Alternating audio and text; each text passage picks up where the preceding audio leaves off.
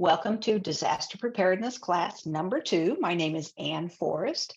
My email address is seattleprepares@gmail.com. Don't hesitate to reach out, and I am delighted you're here. So we're going to get started.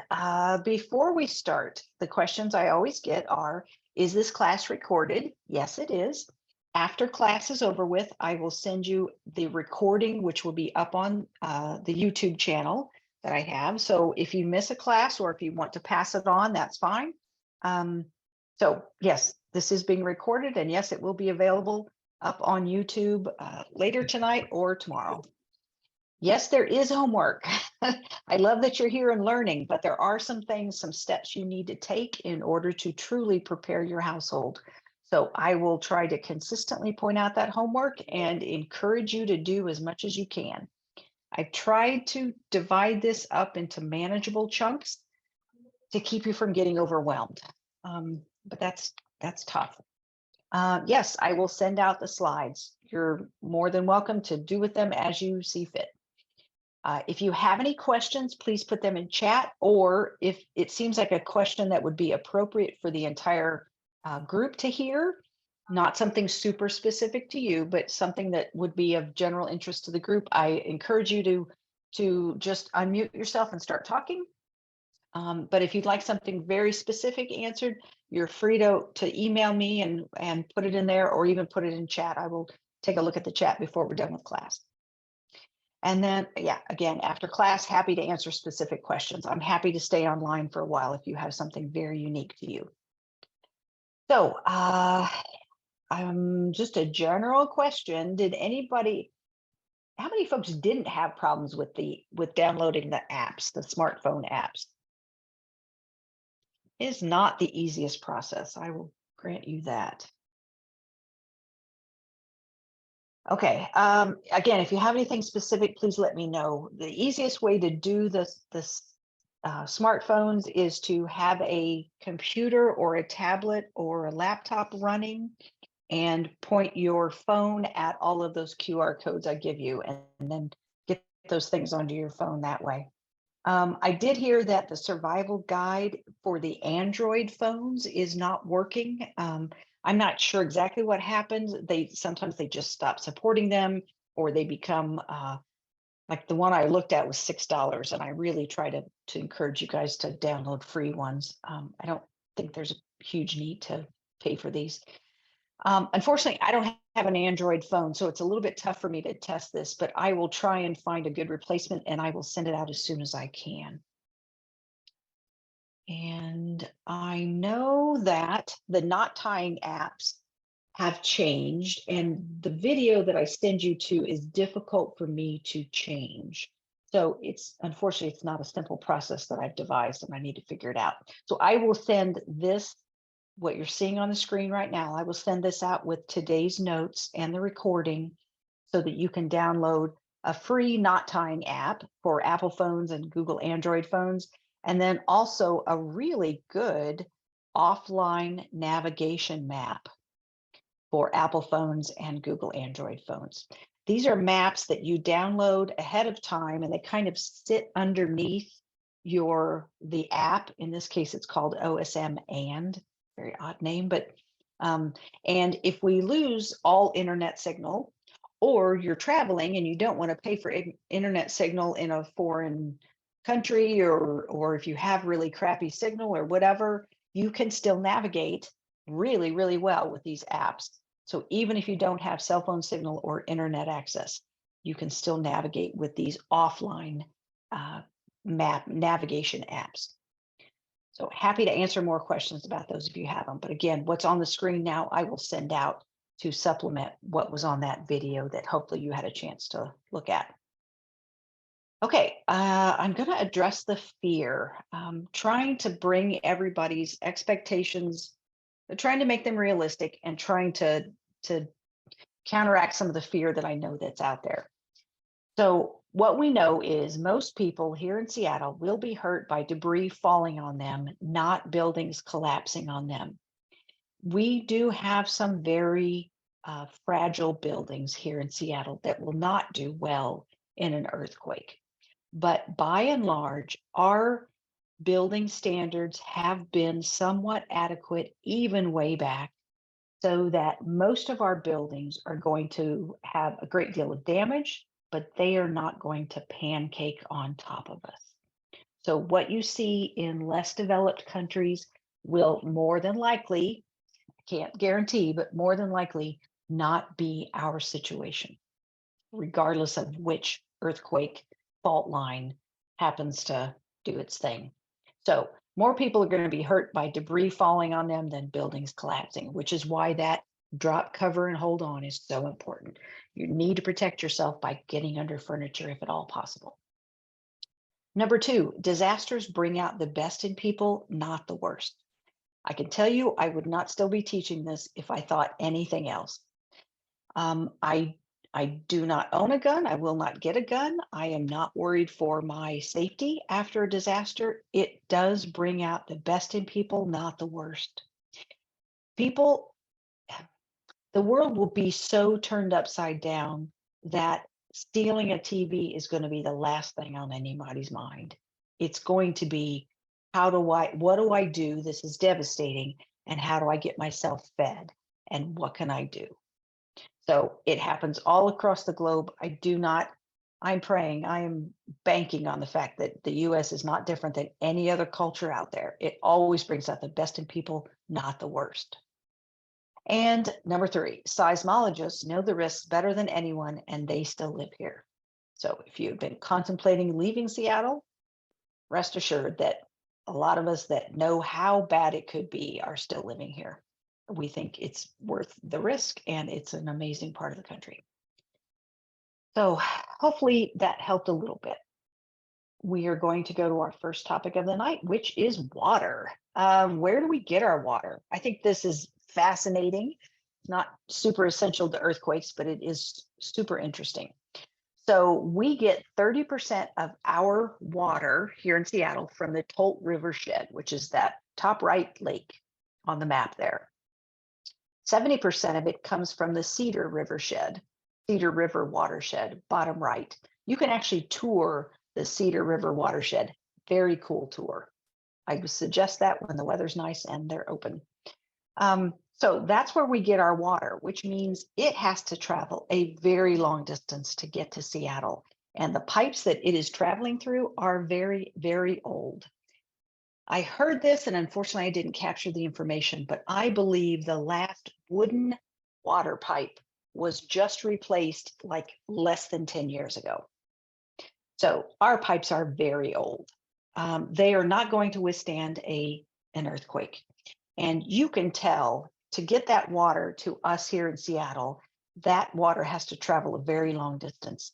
So in order to make our water system more resilient, there is a lot of pipe to lay down. And that pipe, they do make more resilient pipes that will withstand earthquakes. It's great. It's fabulous technology. I don't know how old it is. It's probably a decade or two old, but super expensive. So the city does not have the resources to pull up all of our water pipes and put down new water pipes. And the disruption to our lives would just be unmanageable, I think. So what they do is every time something breaks, they pull up the old pipe and they put down new, more resilient pipe. But that is a very patchwork approach, and it will take decades to make that happen. So we have very old pipes. It's very expensive to replace it. It gets replaced as we go along, but we limp along little by little. If we were to have a big earthquake, the pipes in the ground would break, and we and Seattle and every other city, county that has broken water pipes are all going to be screaming for those really cool, resilient water pipes. And so supply and demand, it will be very difficult to get new pipes to put in the ground. So once we lose water, it will be a very long time before it is restored, weeks to months to years. So let's talk about how to survive an earthquake or something like that when pipes break. When the earth shakes, pipes break. You'll hear that quite often. And all of them break: water lines, sewer lines, and gas lines, because they all run underneath the ground. After an earthquake, this is what you do. These are the steps you take directly after an earthquake. First of all, keep yourself safe. Drop, cover, and hold on. And then after the earth has stopped shaking, you're going to check on people and pets around you. You're going to do what you need to do to keep them safe. And then you're going to manage your utilities, and we'll talk about that. One of the things you do is you turn off water to the building you are in. Turn it off regardless of how strong you think the earthquake is, whether or not the water is coming out brown or not, just turn it off. So regardless of what building you're in, whether it's an apartment building, a single family home, a business building, whatever, you want to turn off the water coming to that building because you want to make sure that the water that's in the pipes in the building is kept clean so that it remains drinkable. You could always turn it back on once you know the pipes are okay. But if you don't turn it off, somebody in that building is going to turn on a tap or flush a toilet, and they're going to pull in not only the water that's in the pipes, but any dirt, sediment, sewer, chemicals, whatever, anything else around those pipes is also going to get drug into your house. So just shut it off. Don't let anybody in the house accidentally run a tap and pull in dirty water. There's two places to turn off water. This is a kind of a typical house setup. You can turn it off right at the house. This is actually inside the house. So inside the building, you should be able to find a shutoff valve, and we'll see what those look like in a little bit. And then there's also a spot out here closer to the street where the water meter is, and that's how we get charged for the amount of water we use. So two places you can turn it off. You want to turn it off in the building you're in, if at all possible. Next best is turning it off at the street, but there could easily be a break in the line right in between the shut off in the house. Shut off in the house and the shut off in the street. So the closer to the building you are when you're turning it off, the less likely you are to allow dirty water into your building. So these are a couple just turn off valves in different houses. This one here, bottom left, happens to be mine.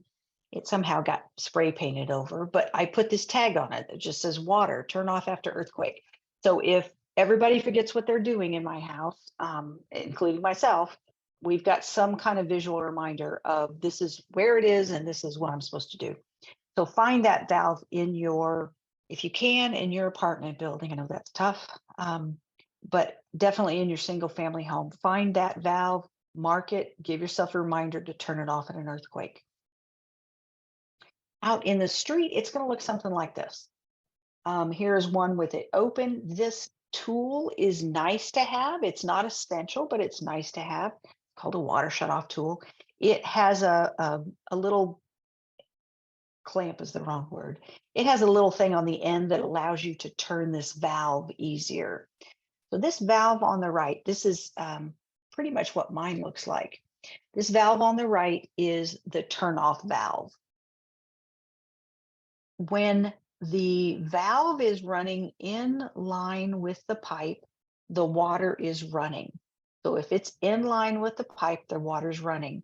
If you turn it a quarter direction in either direction so that it runs across the pipe, then the water is shut off. So this is how you shut it off outside. Like I said, one of these tools is really handy. You probably are not going to be able to turn this valve by hand. So what you want to do, and I really should have put this on your homework list. I don't think I did. You want to go out and find this thing in the ground outside of the building that you live in, or even the building that you work in, or your sister-in-law's house, or whatever, any place you're at in the area in an earthquake country. You want to be able to find this and clear it out. There will more than likely be inches and inches of dirt and leaves. So get all that cleaned out so that you can see the device you're trying to see and practice turning this off and on. Nothing is hurt. The city doesn't care if you do it. It's a great idea to do it, but make sure that you can turn that thing. And then whatever tool it takes, whether it's this kind of tool or a wrench or whatever, find that tool and stick it somewhere close. You can stick it in a plastic bag and bury it underneath this lid. That isn't a bad idea. So just make sure that you can operate this when you need to. I'm going to check chat real quick. So Jody asked, turn it off both indoor and by the street. One or the other is fine. You don't have to do both. Yeah. So yeah, one or the other, closer to the building is better. If you have a choice, turn it off closer to the building. And then Jody commented on this Paradise Built in Hell by Rebecca Solnit. And man, it is such a fabulous book. That's exactly the book that I have taken a lot of my examples from. The idea that people really do, it brings out the best in people, not the worst. She gave me great hope, and she's done a lot of really good research. Hurricane Katrina and just, disasters going way back. She knows her stuff. So any questions about turning off water? Do you have any Okay. hints for how to find out for apartment buildings where the shutoffs are? Yeah. It is difficult. I will grant you that.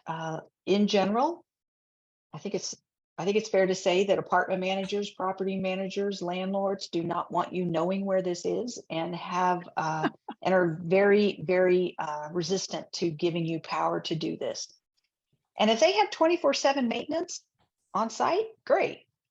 Most apartment buildings do not. I would suggest that you find a couple people in your building that maybe have been there for a while, kind of the trusted neighbors in the building, get together and say, can we try and work with the landlord to get access to this? And then start talking to them and just say, this is why we want access. We attended an earthquake preparedness class, and we want to make sure that, we save ourselves, we save your building. There's a lot going on there. Was that Jay that asked that question about? Yeah, I'm About the okay. homeowners association president. We've got 60 units, and I don't know where the shutoff is. Yeah. Jay, I have taught a class. It was actually last year about this time. I taught a class to a couple towers, multi-dwelling units. One was like I forget, I think there was 110 people in the condo building, and another one was, I don't know how many stories tall. It's a very different class when you're talking to folks that either rent or just people with shared walls. It's a little different class. I will send you some information, and you and I can talk offline about some ideas about how to work with your landlord or your property owners or property managers, whatever. Okay. Yeah. I'm going to keep going. So, Diane, I'll get to or Kim, I'll get to your question in a second. Actually, no, Kim, I'm going to address yours now. The intake to your hot water heater is probably not the intake to your entire home or apartment. I would look beyond the hot water tank to find one that shuts it off to everything in the house. It might be close, but it's probably not the same turn-off valve.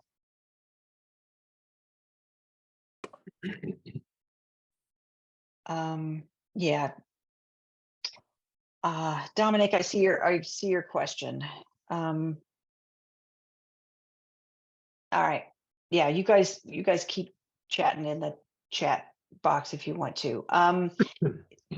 Working with the fire department and the landlords and that kind of stuff. There's a very good relationship between the fire department and landlords. That's true. They know how to shut things off. They practice in your buildings all the time. That's great.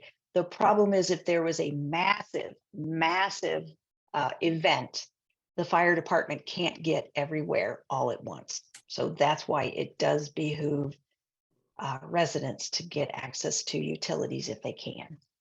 So I'm going to keep going. Seattle Public Utilities priorities are fighting fires, number one. This is where the water is going to go, fighting fires. Number two, they're going to get water to essential facilities where life and death stuff is kind of happening. So that's where it goes next. Other city facilities and essential businesses, maybe like the gas gas company, the water company, I don't know, I can't make up any more, but essential places, airports, that kind of stuff, they're going to get water to sustain their employees and to do whatever their business is. That's who gets water next. And then emergency drinking water is on the list. So emergency drinking water is number 4. We are not high on the list of Seattle Public Utilities to give us drinking water. And the drinking water first goes to the densely populated areas. So the parts of town that have a lot of people living. So for us, that's downtown Seattle. That's where a lot of the towers are, a lot of people living in a very small space.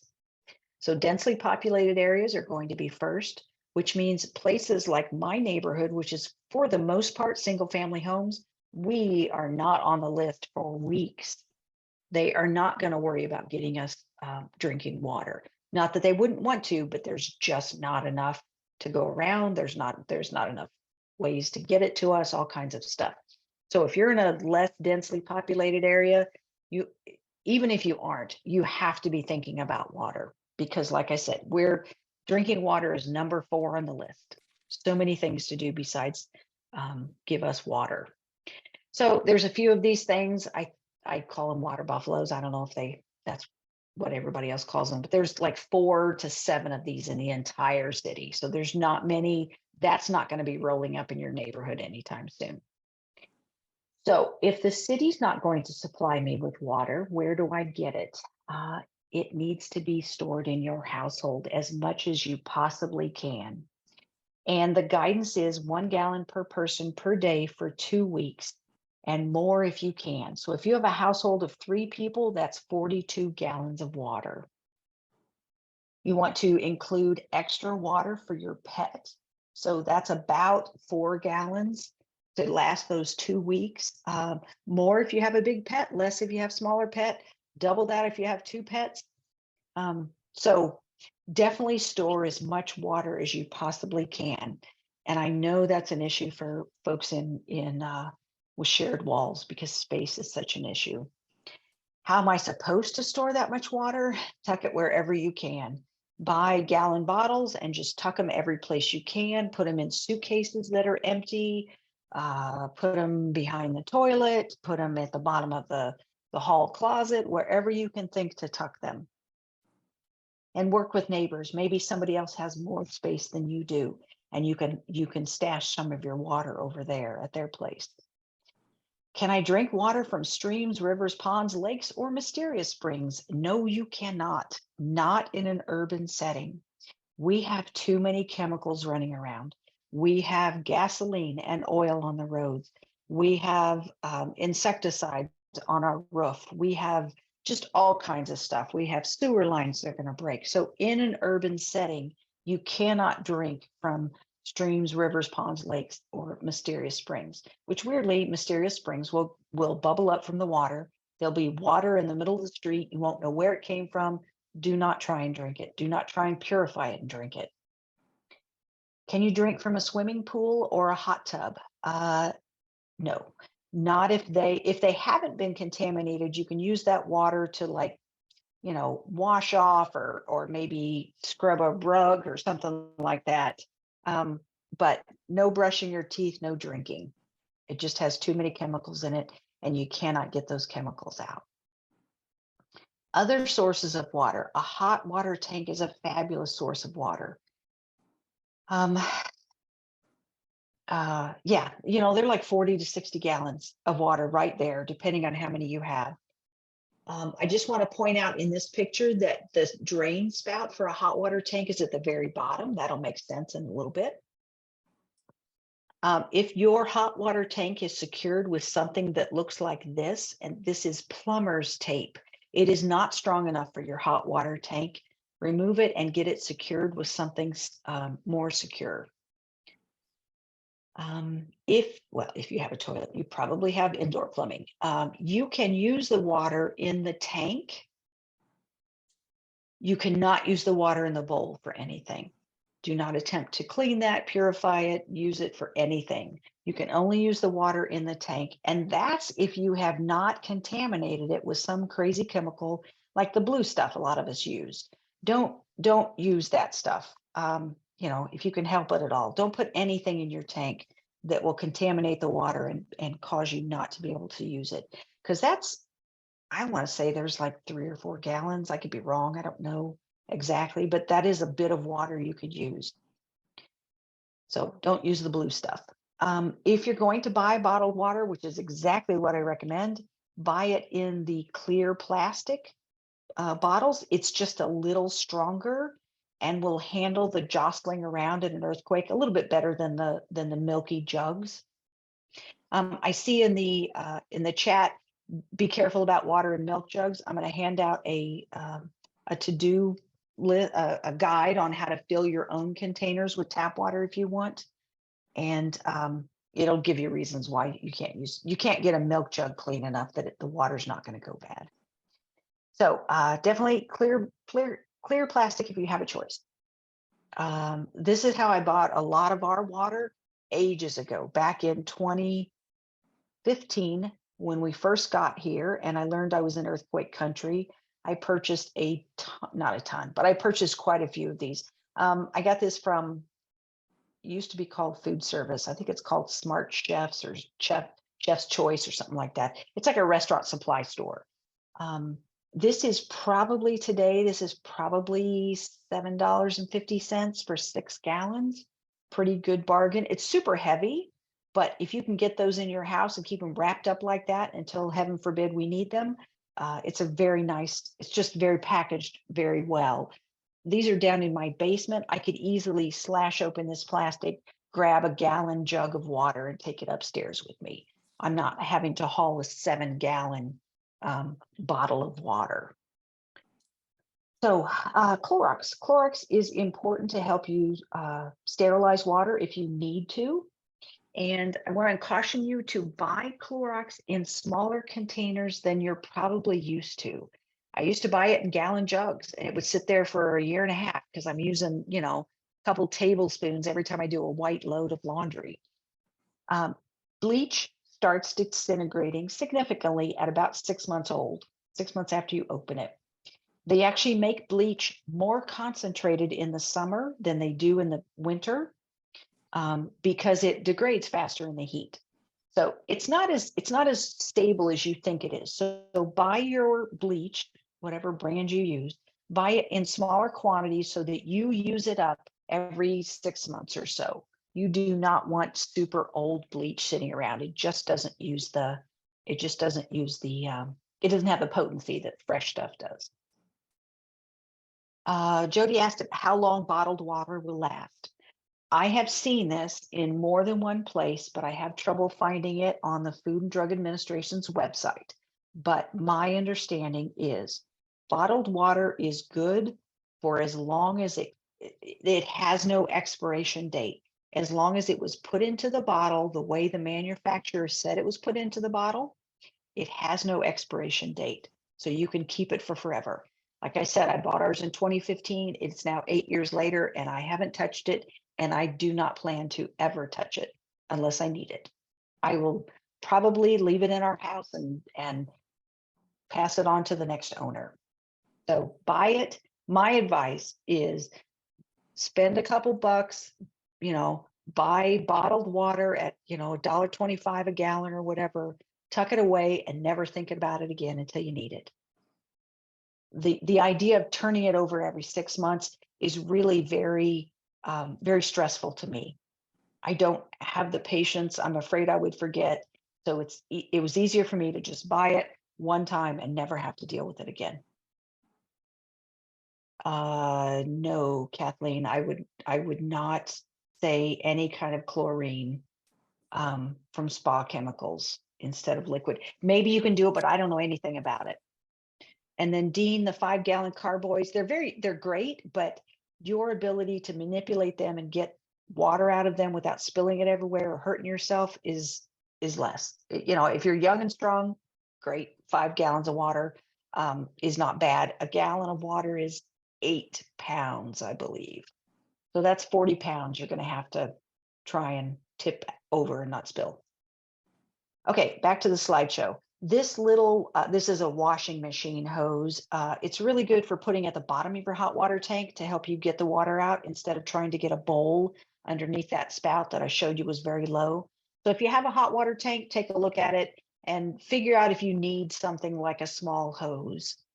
And, you know, if there's a disaster, go outside and, you know, if you have one outside, cut it and bring it inside and use it.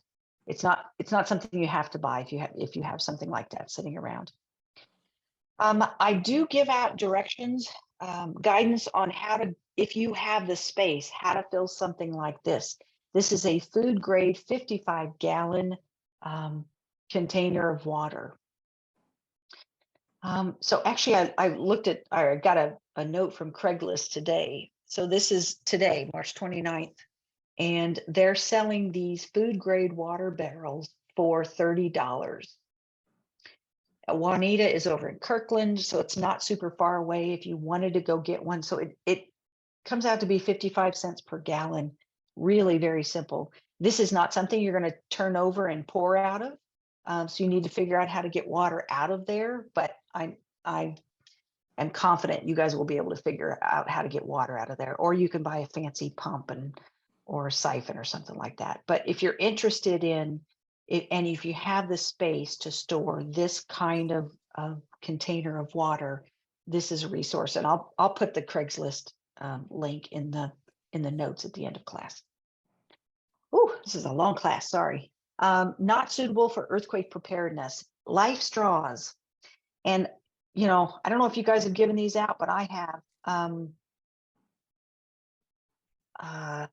Yeah, I used to give these out as Christmas presents. I thought, oh, how smart. These are not good for an urban environment. As you can tell, this woman is laying on the, you know, the side of a stream and drinking out of a fresh running body of water. And back here, there's a river.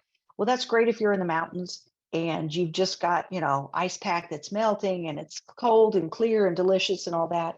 But in an urban environment, we do not have water that's like that. We have water that is contaminated with what's on the road, with just all the chemicals in our urban environment. So life straws are not a great solution.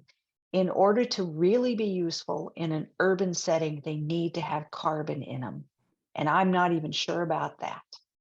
But carbon's the only thing that's going to take out chemicals or gasoline or oil or insecticides or pesticides or any of that kind of stuff. Carbon's the only way to do that. And little life straws like this do not have carbon in them.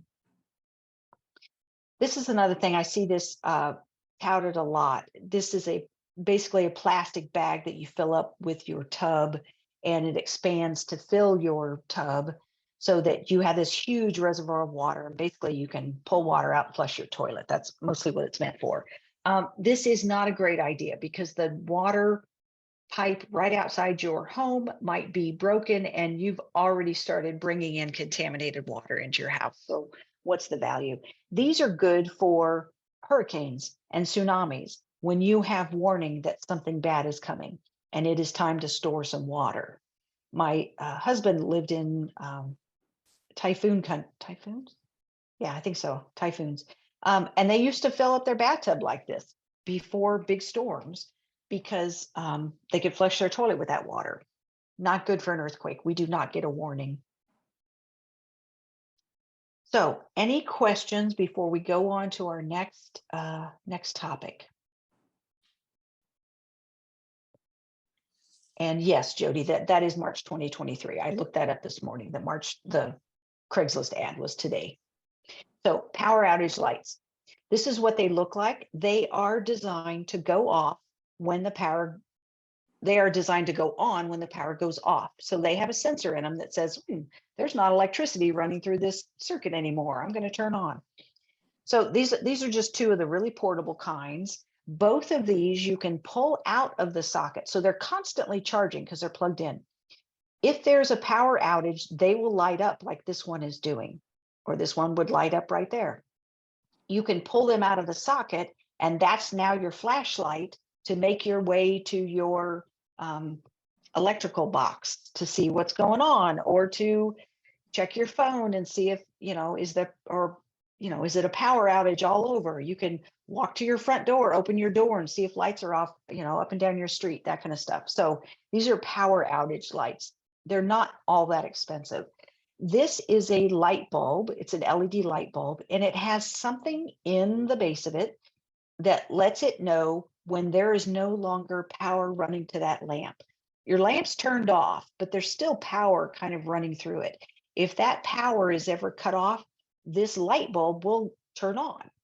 And so, it may not be good in your bedroom, because if the power goes off in the middle of the night and then comes back on, this light bulb will go on and scare you to death. But maybe it's good out in the living room or something like that, someplace where you're not going to be startled awake. And then they also have systems that you can kind of hardwire into your ceiling that do the same thing. They sense when the power has gone out and they will turn on. I can tell you, in my house, I have one of these in the hallway because there's no windows in that hallway. So if I was in the hallway and all the power went out, I would like for this to turn on, and I would like to be able to pull my little flashlight out of the electrical socket. And we also have a couple in the basement because, again, if it's nighttime, lights go out, I am going to hurt myself immensely trying to find the stairs to get my way out of my dark basement. So power outage lights. And I give you some links in the handout about places to go. Ace Hardware has these, Home Depot has these. You can order them off Amazon, whatever you're most comfortable with. I just want to make people aware that these exist and that they're really good for lots of events, way more than just earthquakes. Next week, we're going to talk about utilities beyond just water. And we're also going to talk about sanitation, which is super important. So I will see you next week at 7 p.m. That's all I have for tonight. I'm going to stop sharing and see if there are any other questions.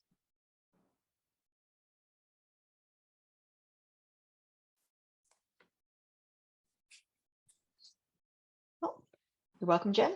So any questions?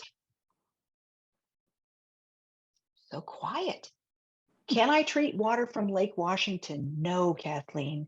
I mean, I can't tell you no because I don't have any authority, but there's two problems there.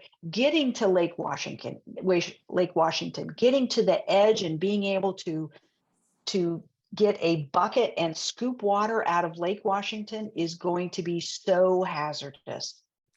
Because regardless of where the earthquake is, water in Lake Washington is going to slosh, just like a kid playing in a bathtub. It's going to slosh up on both sides. There's actually a word for that. It's called a seiche.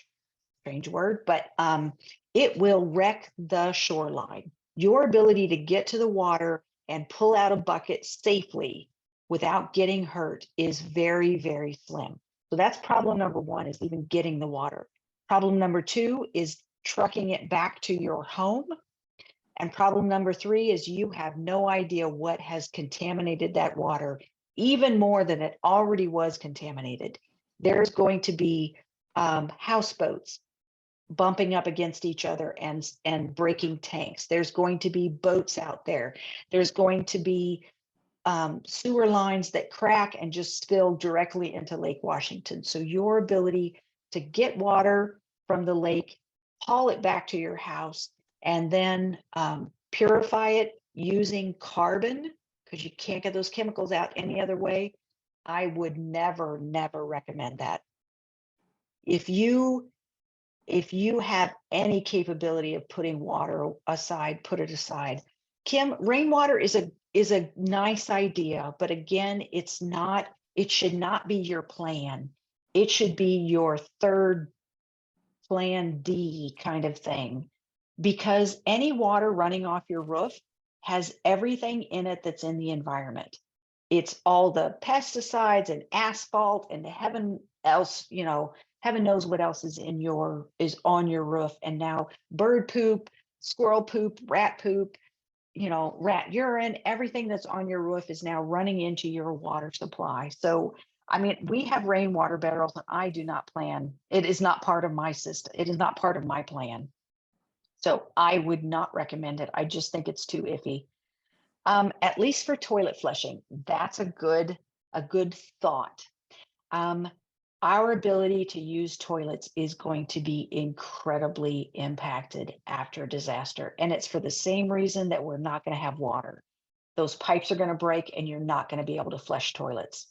And if you do, you're going to flood somebody downstream, or if you're at the bottom of that hill, you're not going to be able to flush the toilets. There's no place for it to go. It's just going to run everywhere. So we will talk about, that's the second topic next week, is sanitation and how to handle pee and poo after disaster. It's a big one. So I'm glad you brought that up, Kim. That's a fabulous, plug for next week. All right. Any other questions? Okay, I'm gonna let you guys go. This was a long class. I'll have the follow-up information out soon. All right, take care, guys. Bye-bye.